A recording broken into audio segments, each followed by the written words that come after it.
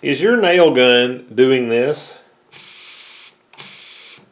When you pull the trigger, nothing happens except you just get a hiss. Probably your trigger. Okay, to change out these triggers is pretty easy. On this side of it, there's just an O-ring that holds this pin in place, and just get you a nail or something and push that out. And see that O-ring right there? Just be sure you don't lose that. Hang on to that. Pull the pin out like that. And then the trigger should just slide right out just like that. Once you get your trigger out, now we have to knock these pins out. Those are roll pins, and you really don't want to push them out with anything pointed like this. If all you have is a nail and you don't have a punch like this, which I'll put a set of these in the description in case you need them, but you really don't need them. If you'll just take a nail and file it flat across the bottom, you'll have that same profile right there. It won't cost you anything. But you don't want to drive something pointed in there because you'll flare that roll pin out and it'll be hard to get it back in. So then just knock these two pins out.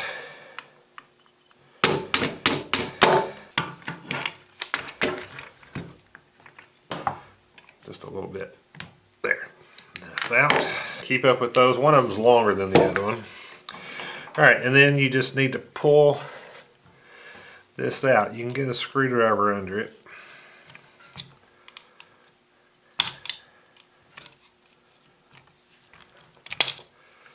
And pop it out. Looks like it's going to come out in 2 pieces. Okay, make that 3 pieces. There's still another piece. This has to come out too, this white part down here. Be sure you don't scratch up the interior of this bore. I just had to get under the lip of that right there and pry it up so I can get it out of there like that. Let's take a quick look at it. I don't really see anything wrong with this. It goes together like that. A lot of times these will come out in one piece.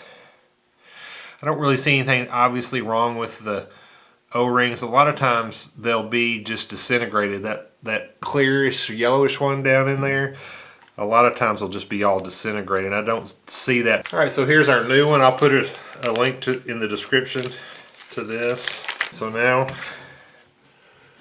we're back here.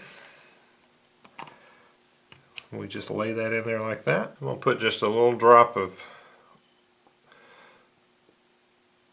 oil, same oil that you oil your guns with. That seems really loose, but we'll see how it does. Alright, and then we're going to drive these pins back in. Long one goes in the front. If you're hammering it in and you're meeting resistance, it means you don't have your valve in far enough. I'm just going to drive these down flat. Then we're going to put our trigger back in, and you got to be sure that this spring, you fold it down, and then it sits right around this pin right here. So we're going to stick these little tabs back up in there.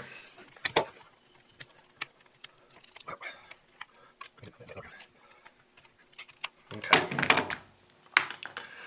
Just got to kind of fiddle with it. Take this nail and use it to line everything up. And then we'll stick this pin back in. Alright, and then you hold the back side of the pin and then just push that O-ring back on there like that, and that's what holds that pin in place. Alright, let's give it a test. Alright, let's test it and see if it works. There we go, working like a charm. Very easy to change these out. No reason to pay anybody to do it. You can get the parts on Amazon. I'll list it in the description. Hope this was helpful to you. Thank you for watching.